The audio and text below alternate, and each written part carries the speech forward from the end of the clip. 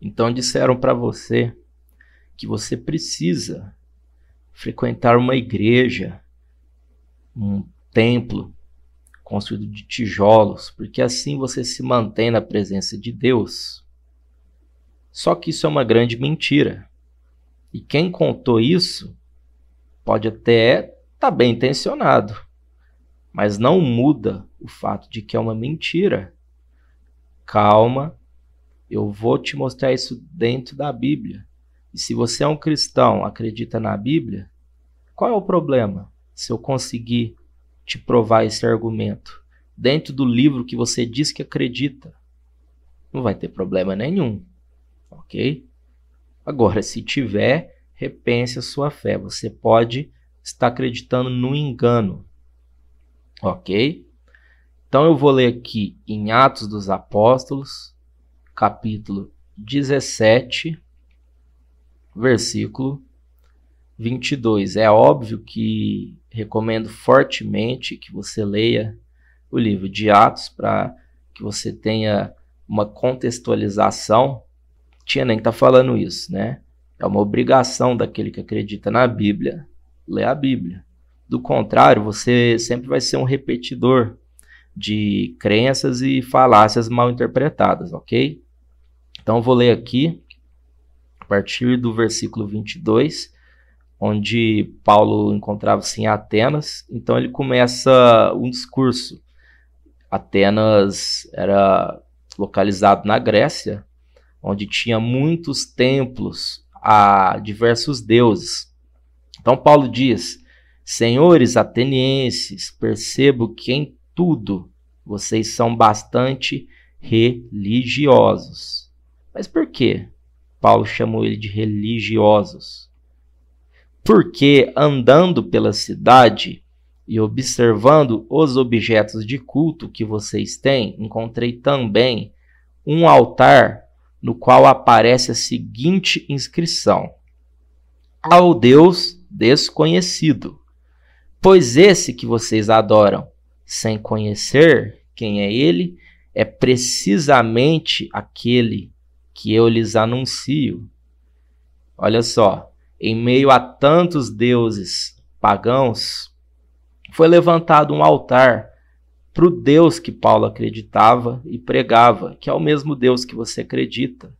Só que Paulo não elogiou essa atitude. Ele chamou, na verdade, essa atitude de religiosa. E por quê? Então Paulo começa a desenvolver o raciocínio. Porque o Deus que fez o mundo e tudo que nele existe, sendo ele Senhor do céu e da terra, não habita em santuários feitos por mãos humanas e nem é servido por mãos humanas, você achando que o fato de você frequentar 2, 3 vezes a semana inteira está fazendo alguma coisa de útil para o Criador, né? Como se precisasse de alguma coisa, pois ele mesmo é quem dá a todos a vida, a respiração e tudo mais. De um só homem fez todas as nações para habitarem sobre a face da terra, havendo fixado os tempos previamente estabelecidos e os limites da sua habitação, para buscar em Deus se porventura, tateando, o possa achar, ainda que não esteja longe de cada um de nós, pois nele vivemos, nos movemos e existimos. Então essa ideia de você se encontrar com Deus em algum lugar acaba aqui, porque para onde quer que você vá, a presença de Deus ali está, porque vivemos no Criador. Nada do que existe é feito sem Ele. Ele é a nossa habitação. Como alguns dos poetas de vocês disseram, porque dele também somos geração. Portanto, visto que somos geração de Deus, não devemos pensar que a divindade é semelhante a ouro, a prata ou a pedra, trabalhados pela arte e imaginação do homem. Deus não levou em conta os tempos da ignorância, mas agora ele ordena a todas as pessoas, em todos os lugares, que se arrependam. Mais claro do que isso, acho que só desenhando. E ali em cima, Paulo classificou essa atitude de levantar altar ao Criador como algo religioso.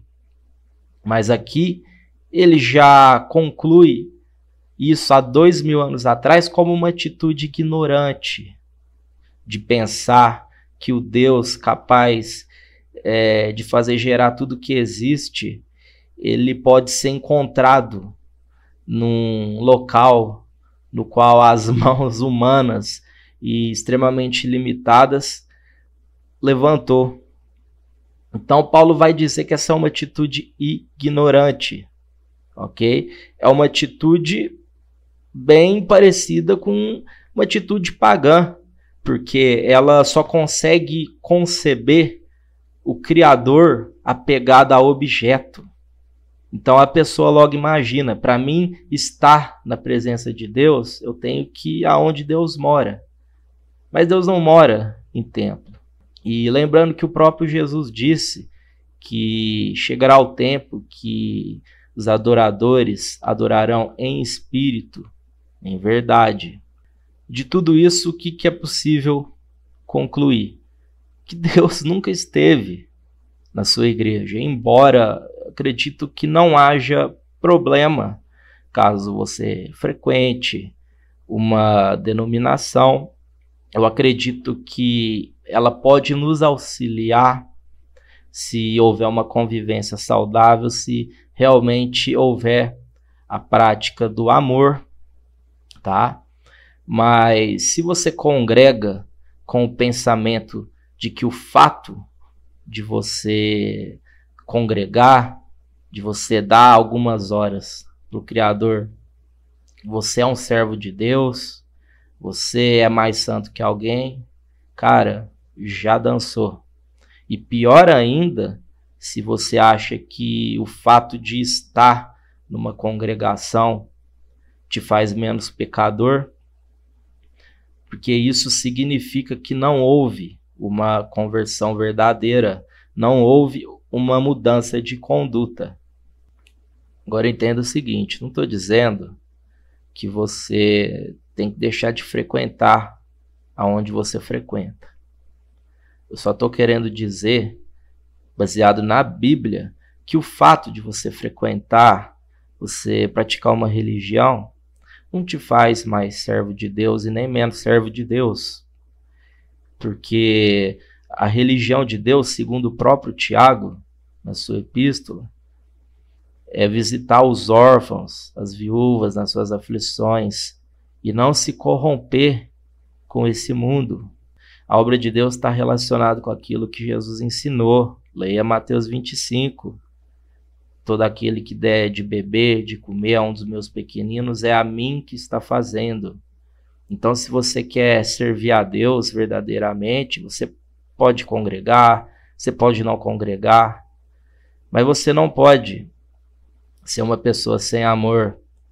Você não pode ser uma pessoa sem empatia, que não se incomoda com a aflição do seu próximo. Às vezes você frequenta a denominação a semana inteira, mas não visita a tia que está doente, não está nem sabendo se alguém da sua família está precisando de alguma coisa, ok? Aí você vai dizer, mas lá em Hebreus está falando que não se deve deixar a congregação. Já tem um vídeo explicando esse texto de Hebreus, estou deixando aqui nos cards, mas ali se trata da congregação espiritual, não se trata de uma congregação física. Então eu encerro aqui mais esse vídeo, na esperança de ter te ajudado a entender mais um pouco da Bíblia. Os comentários estão abertos, pode opinar, pode discordar, só peço que você seja educado, que você respeite a opinião contrária, ok? E fiquem com Deus.